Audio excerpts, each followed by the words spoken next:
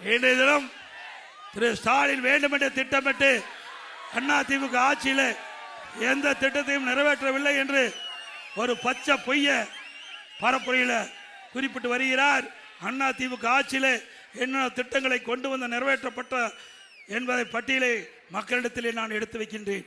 கரூர் நகரில் அம்மா இருக்கின்ற பொழுது 306 கோடி மதிப்பீட்டில் அற்புதமான மருத்துவக் கல்லூரி மருத்துவமனையை கொண்டு வந்தோம். நான் திறந்து வைத்தேன் நேரடியாக இந்த மருத்துவக் கல்லூரி. குடிசை மாற்று வாரியத்தின் மூலமாக 100 கோடியில் 1152 வீடுகள் தோரண கல்பட்டியில் கட்டி முடிக்கப்பட்டது. 78 கோடியில் குளத்தப்பாளையம் தான் தோன்றி மேல பகுதியில் 3 குடிநீர் திட்டங்கள் செயல்படுத்தது. வாங்கல் சாலை, வெள்ளி எண்ணெய் சாலை, காந்தி கிராம் சாலை, ஈரோடு சாலை ஆகிய சாலைகள் 47 கோடி மதிப்பீட்டில் அகலப்படுத்தப்பட்டது. இன்றைக்கு 21 கோடியில் கரூர் புறவழிச்சாலை, அம்மா சாலை அமைக்கப்பட்டது. அமராவதி ஆற்றில் பசுபதி பாளையம் 5 ரோட்டில் புதிதாக மேம்பாலம் 15 கோடியில் கட்டிப்படுது.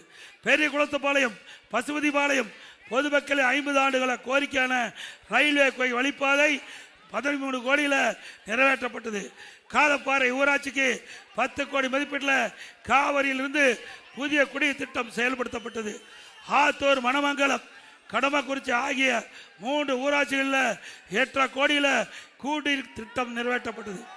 அமராவதி ஆற்றின் குறுக்கே பெரிய ஆண்டா கோயில் பகுதியில் 15 கோடி மதிப்பீட்டில் தடுப்பணை கட்டப்பட்டது. இன்றைக்கு தேசிய அளவில் எம்ஜிஎன்ஆர்இஜிஎஸ் திட்டத்தில் தேசிய அளவில் கரூர் மாவட்டம் 2ஆம் இடத்தை பிடித்தது. நீர் மேலாண்மையில் தேசிய அளவில் கரூர் மாவட்டம் 2ஆம் இடம் பிடித்து தமிழகத்துக்கு பெருமை சேர்த்தது. கிருஷ்ணராயபுரம் சட்டமன்ற தொகுதி தரங்கம்பாடியில் அரசு கலை மற்றும் அறிவியல் கல்லூரி கட்டப்பட்டது. குடிமராமத்து திட்டத்தில் 100கணக்கான குளங்கள், ஏரிகள் தூராறப்பட்டன. நாங்களாட்சி ஆற்றின் குறுக்கே 2 கோடியில் தடுப்பணை, குடகநாட்டின் குறுக்கே 7 கோடி மதிப்பீட்டில் தடுப்பணைகள். நல்லாட்சினா எடப்பாடியார் தான். வாக்களிப்பீர் இரட்டை இலைக்கே.